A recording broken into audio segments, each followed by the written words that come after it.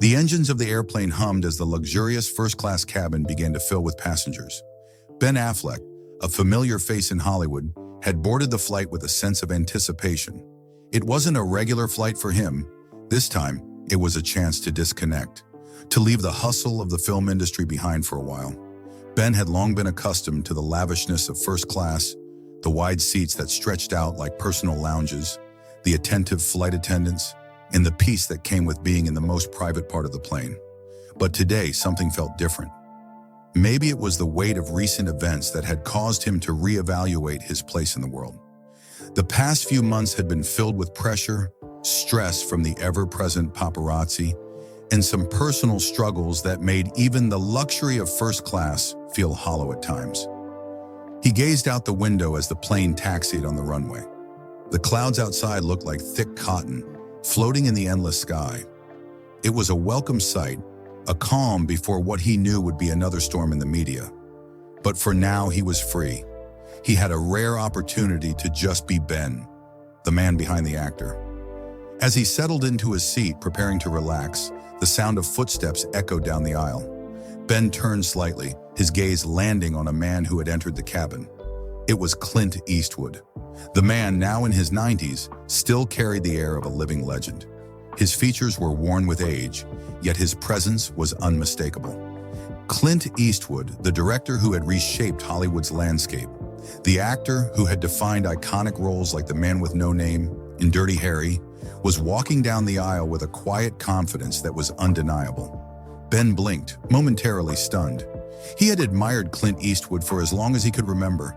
His films, his approach to storytelling, and his relentless passion for the craft. But now in the midst of the crowd, Clint seemed like just another person, an older man who was walking through an ordinary flight. It was strange to think of someone like Clint Eastwood as anything but untouchable, larger than life. Ben's heart raced a little as he watched Clint move down the aisle.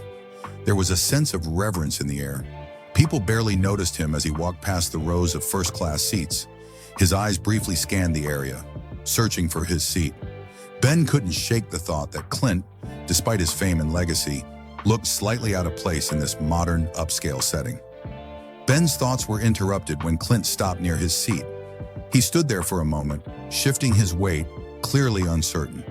Ben, sensing an opportunity, stood up from his own seat. "Mr. Eastwood," he said, his voice calm but laced with excitement, I couldn't help but notice you there. It would be an honor if you'd take my seat in first class. I'm perfectly fine in the back. I'd really appreciate it if you did." Clint turned slowly, his piercing blue eyes meeting Ben's with a raised eyebrow. He studied Ben for a moment, as if evaluating him not just as a fellow actor, but as a person. "I don't need all this luxury," Clint said, his voice gravelly and warm.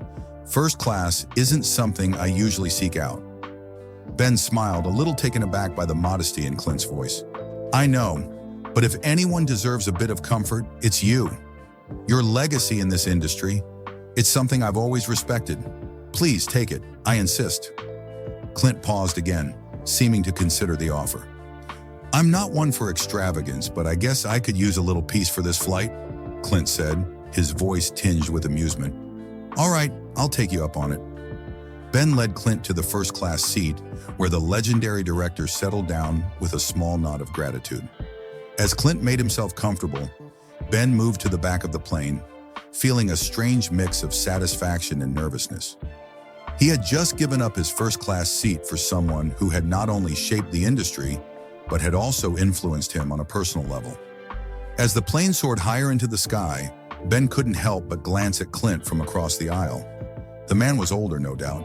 His hands shook slightly as he adjusted his seatbelt, and his face bore the lines of a long life lived. But his presence, even in the quiet of this small space, commanded attention. Ben wondered what it must be like to be Clint Eastwood, to have lived through decades of fame, success, and triumph, to have directed films that had shaped the way the world saw Hollywood.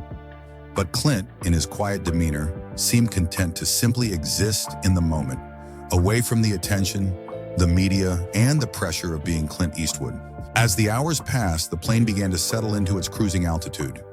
Ben tried to focus on his script, but his thoughts kept drifting back to Clint.